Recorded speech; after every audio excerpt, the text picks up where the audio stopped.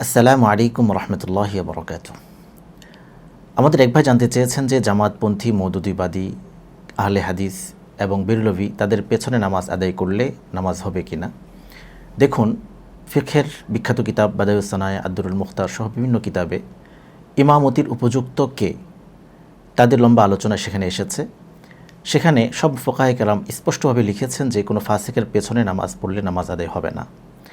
আহলুস সুন্নাহ ওয়াল জামা তাদের যে আকিদাগুলো রয়েছে, কেউ যদি এই আকিদাগুলোর সাথে একমত না হয় তাহলে ওই ব্যক্তিকেও ফাসিক বলা হয়। আমরা জানি যে আমাদের জামাতপন্থী, মওদুদিবাদী, গায়রে মুকাল্লিদ বা আহলে হাদিস যাদেরকে আমরা বলি, অথবা বিরলভী যারা আছেন, তাদের সবার সাথেই আহলুস সুন্নাহ ওয়াল জামার আকিদাগত একটা বিরোধ আছে। সে কারণে এমন কোনো ব্যক্তি যদি ইমামতি করেন যাদের সাথে আহলুস সুন্নাহ ওয়াল জামার সাথে আকিদাগত বিভেদ আছে, তাহলে তার পেছনে নামাজ পড়া ফুকায়ে কেরাম এটাকে মাকরুহ বলেছেন। মুফতি শফি সাহেব রহমতুল্লাহি আলাইহি তার কিতাব জাওয়াহিরুল ফিকহে বলেছেন যে তথাপি একান্ত যদি কোথাও এমন ব্যক্তি ইমামতি করে আর সেখানে যদি ভিন্ন কোনো রাস্তা না থাকে, তাহলে তার পেছনে নামাজ আদায় করলে নামাজ হয়ে যাবে।